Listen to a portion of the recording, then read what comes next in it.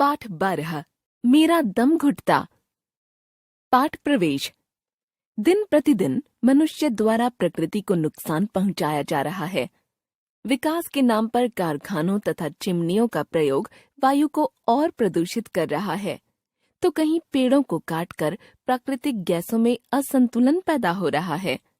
यह पर्यावरण संबंधी एकांकी इसी समस्या पर केंद्रित है। पात्र परिचय।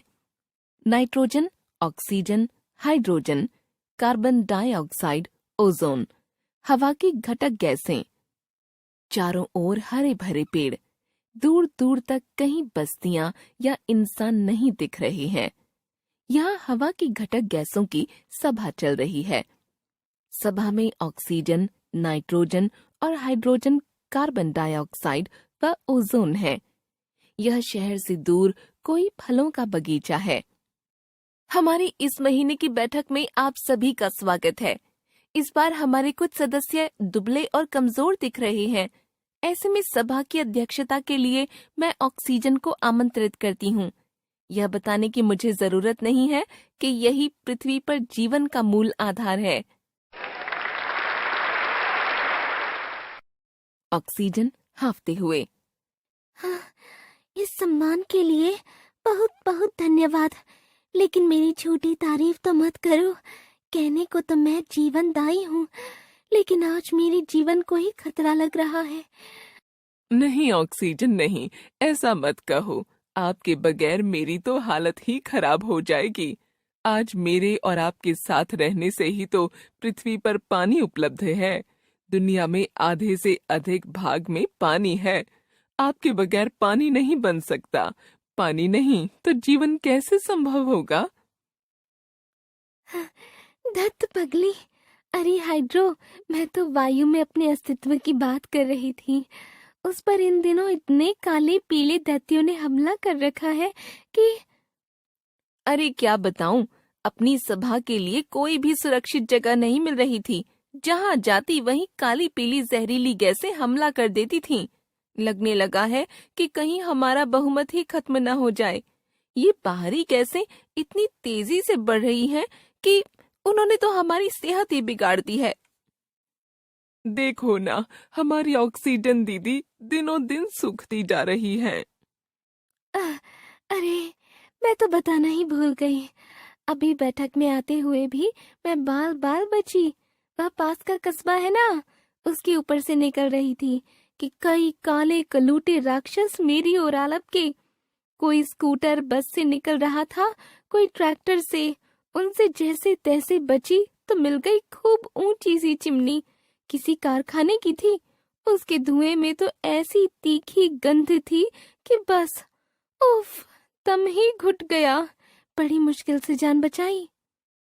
मैं ही जानती हूँ कि इस बार सभा के लिए जगह तलाशने में मुझे कितना सिर मारना पड़ा। कहीं ऐसी जगह नहीं दिख रही थी जहाँ हमारा शुद्ध साम्राज्य हो। जिधर देखो उधर धुआं, बदबू, घुटन।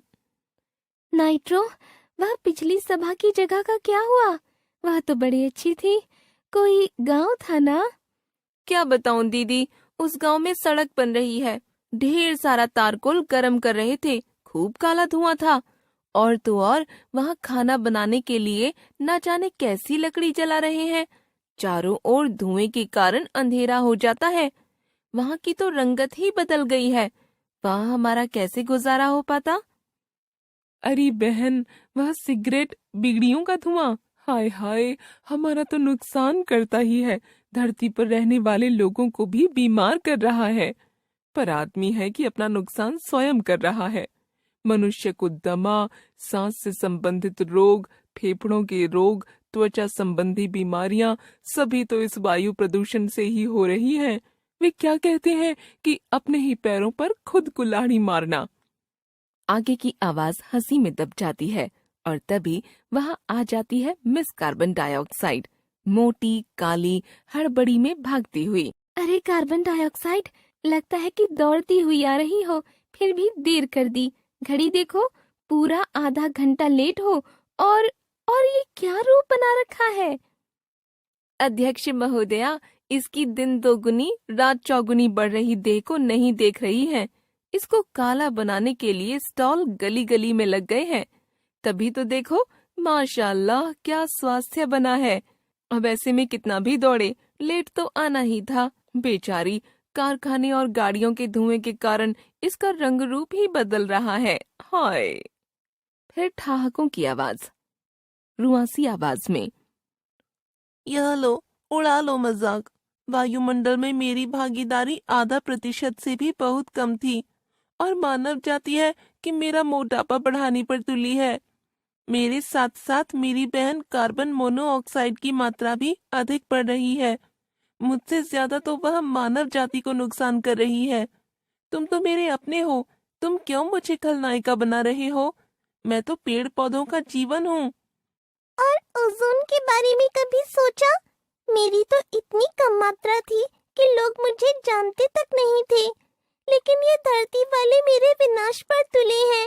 वे नहीं जान रहे हैं कि मेरे विनाश के साथ ही धरती भी नहीं बचेगी। अरे इतनी सी तो तू है, तू क्या कर लेगी? मानव मुझे छेड़ने में संकोच नहीं कर रहा है, जबकि वायुमंडल में मेरी भागीदारी 3/4 से अधिक है।